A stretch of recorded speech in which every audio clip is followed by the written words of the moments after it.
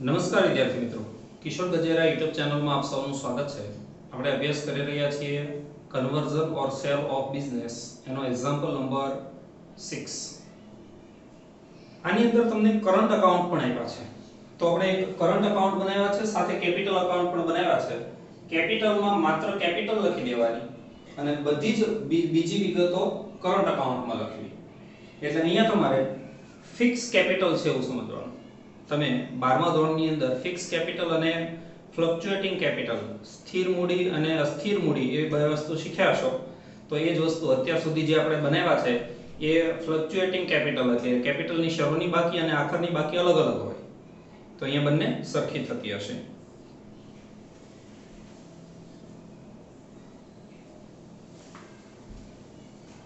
Varsha and Bina were in partnership, sharing and profit and losses in the 2:1. Their balance sheet as on 31st March 2021 was as under.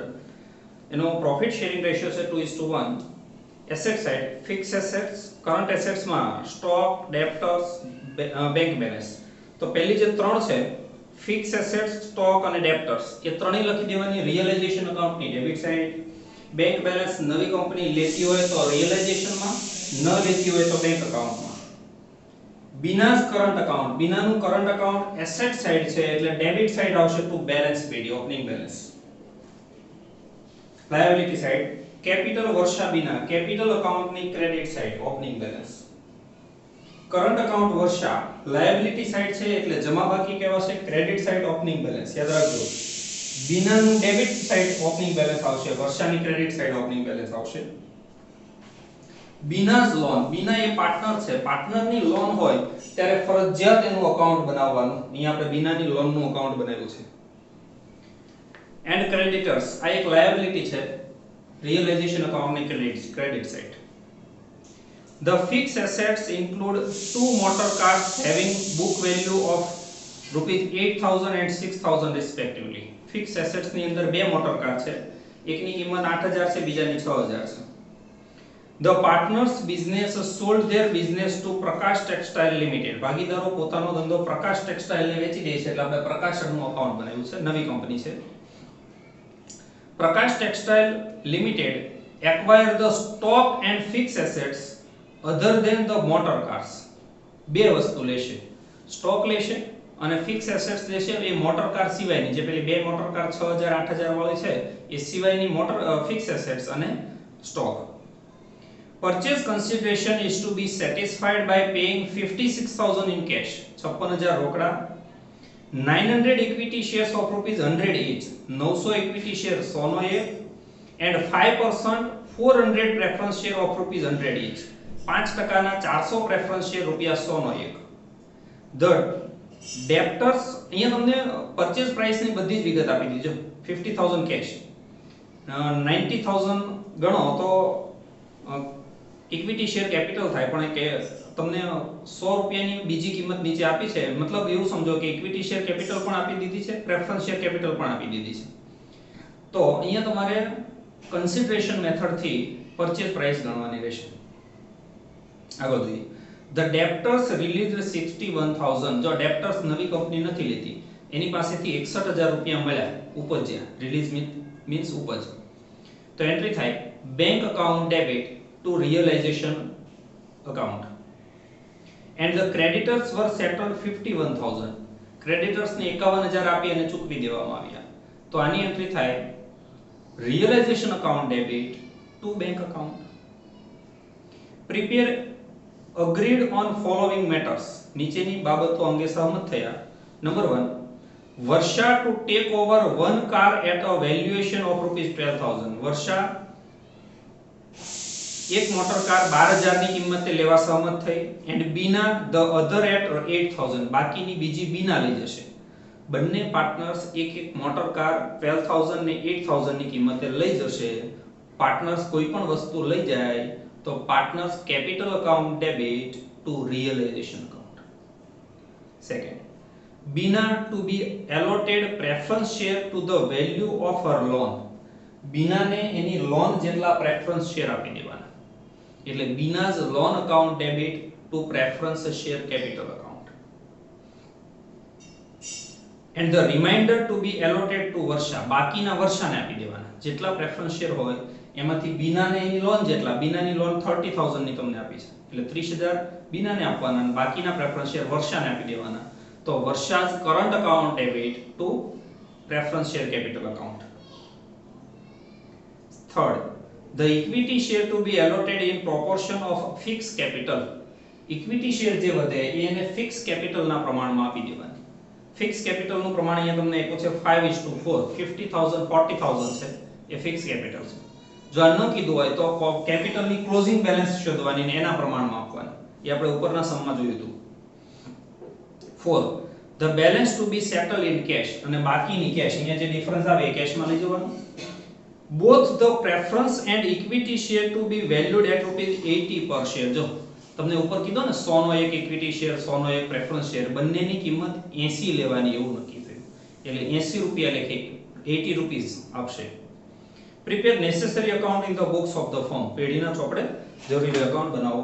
First of all purchase price શોધીએ. એમાં equity share capital 900 share into 80, 72,000. Preference share capital, number of preference share આપ્યા છે 400 into 80, 32,000 and cash 56,000. Total 1,60,000. આ થઈ ગઈ purchase price. હવે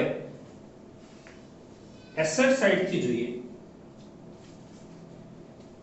તો fix asset, stock અને ડેબ્ટર્સ આ ત્રણ વસ્તુ લખાશે રિયલાઇઝેશન માં. એટલે અહીંયા લખીએ ટુ એસેટ્સ અકાઉન્ટ, એમ અંડરલાઈન કરીને ફિક્સ એસેટ 70,000,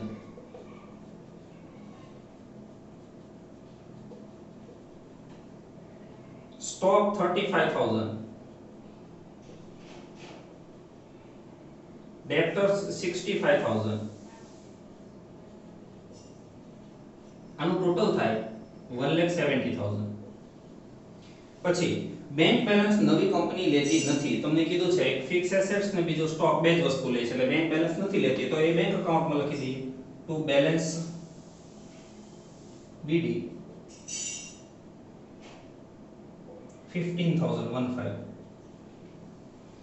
બીના's કરન્ટ અકાઉન્ટની debit side to balance BD વર્ષામાં ડેશ બીનાનું 10,000. લાયબિલિટી સાઇડ કેપિટલ છે, કેપિટલ અકાઉન્ટમાં credit side by balance BD 50,000 40,000. મિત્રો આમાં બીજી કોઈ એન્ટ્રી નહીં આવે, બધી જ એન્ટ્રી કરન્ટ અકાઉન્ટમાં આપવાની. Current account Varsha credit side by balance BD Varsha 20,000. બીનામાં ડેશ. તમને એમ થશે બંને બાજુ બેલેન્સ બીડી, હા અહીંયા બીનાની છે અહીંયા વર્ષાની છે. બીનાઝ લોન અકાઉન્ટ યાદ રાખજો એસેટ સાઇડ હોય ને એ ડેબિટ બેલેન્સ કહેવાય, લાયબિલિટી સાઇડ હોય તો ક્રેડિટ બેલેન્સ કહેવાય. એટલે અહીંયા ક્રેડિટ સાઇડ લખાય by balance BD.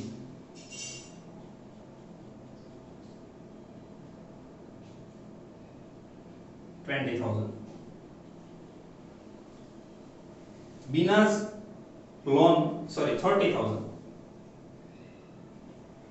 and creditors realization ની credit side by liabilities account underline કરીને creditors 55,000.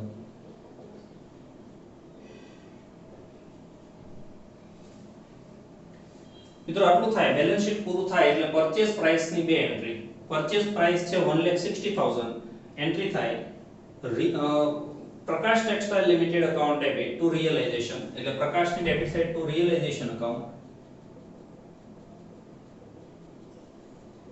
1,60,000 અને રિયલાઇઝેશન ની credit side by Prakash account 160. After that second entry, આ ત્રણેય અકાઉન્ટ ડેબિટ ટુ પ્રકાશ એટલે ઇક્વિટી શેરની debit side to Prakash account,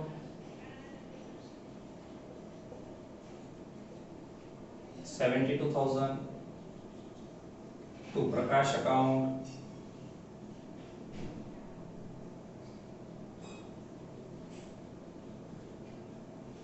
32,000 અને cash account ને ડેબિટ થાય to Prakash account,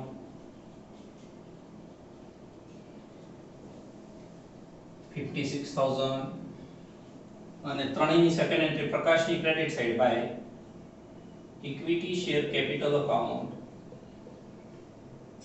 72,000 by preference share capital account, 32,000 by bank account, 56,000. એટલે આ અકાઉન્ટ તમે જોશો તો 1,60,000 થી ક્લોઝ થઈ જશે.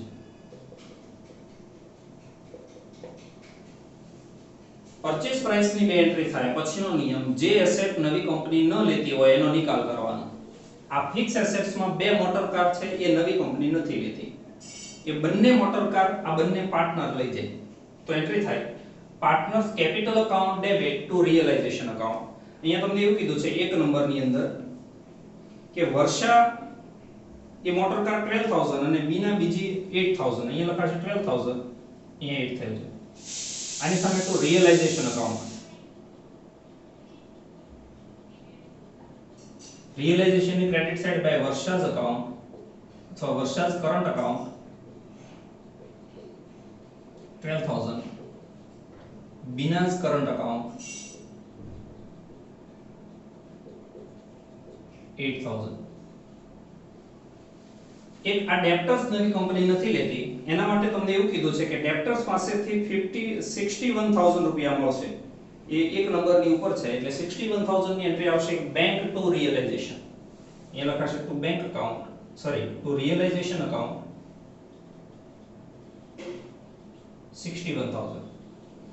રિયલાઇઝેશન ની credit side by bank account into bracket debtors 61,000. એટલે બધી જ એસેટ નો નિકાલ થઈ ગયો. અમુક કંપની લઈ ગઈ, બાકીની ભાગીદારો લઈ ગયા, અમુક વેચી દીધી.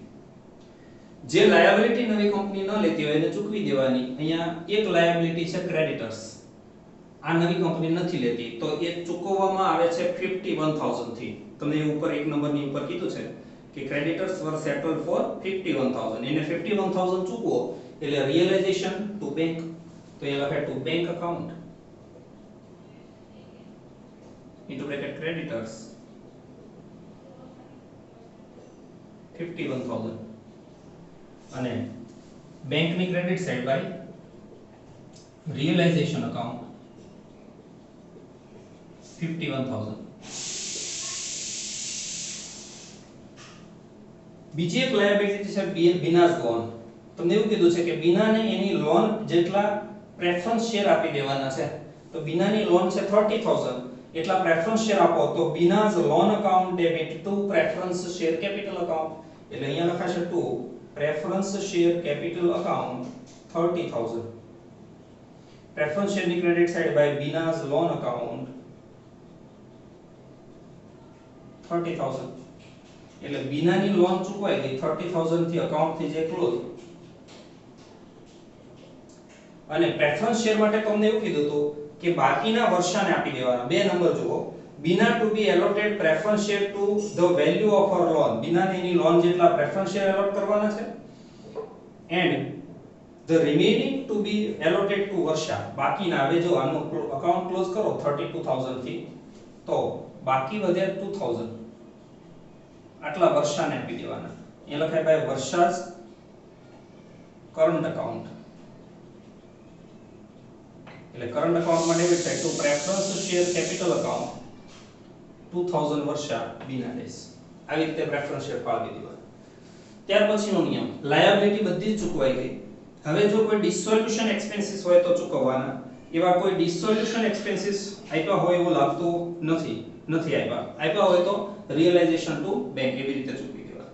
હવેનો નિયમ, જે શેર ડિબેન્ચર મળે એ ફાળવી દેવાના. અહીંયા બે શેર મળે છે, પ્રેફરન્સ શેર આપણે ફાળવી દીધા, ઇક્વિટી શેર તમને એવું કીધું છે ફિક્સ કેપિટલના પ્રમાણમાં ફાળવો.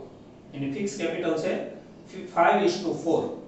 તો 72000 ને 5:4 વર્ષા અને બીનાને આપી દો એટલે આને આવે 40000 વર્ષાને અને 32000 બીનાને by Varsha's current account by Bina's current account એને ટોટલ થાય 72000.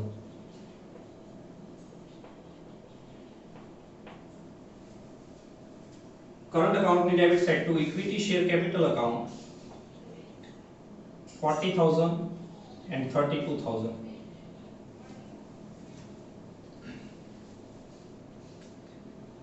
And finally account close. અહીંયા તમે જોશો તો Prakash equity share preference share Bina's loan આ બધા ક્લોઝ થઈ ગયા. કેપિટલ અકાઉન્ટ ક્લોઝ કરી દઈએ 50000 40000 અને આ બેલેન્સ સીધી જ લઈ જવાની બેંક અકાઉન્ટમાં ટુ બેંક અકાઉન્ટ. બેંકની credit side by Varsha's account અથવા Varsha's capital account 40000 Bina's capital account 32000. Realisation account close કરીએ તો રિયલાઇઝેશન નું ટોટલ આવશે 2,96,000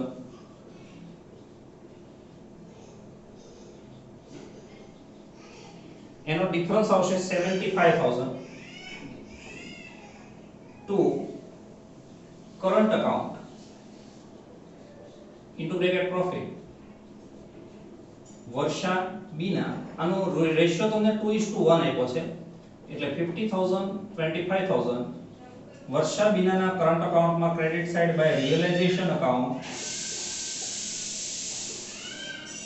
50000 and 25000.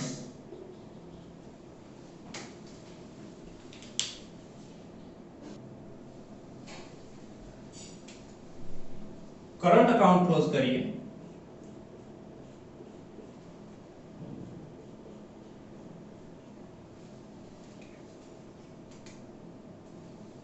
ક્રેડિટ સાઇડ નું total 70000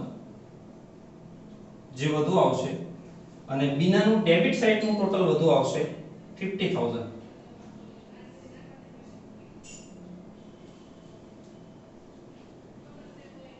બીનામાં credit side difference 25000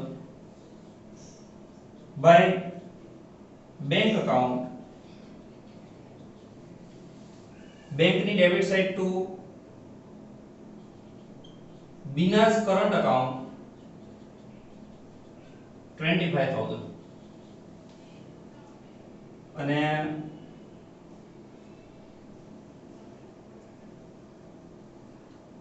16000 difference આવતો હશે એનો જોઈ લઈએ. યસ 16000 આને લઈ જવાશે પણ ટુ બેંક અકાઉન્ટ બેંકની credit side by Varsha's capital sorry અહીંયા કેપિટલ ની પણ કરન્ટ અકાઉન્ટ લખાશે.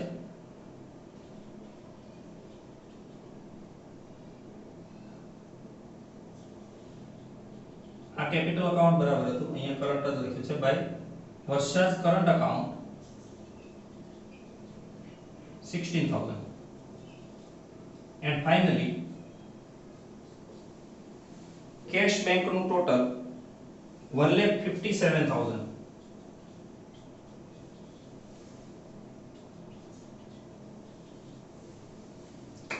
Thank you very much, friends.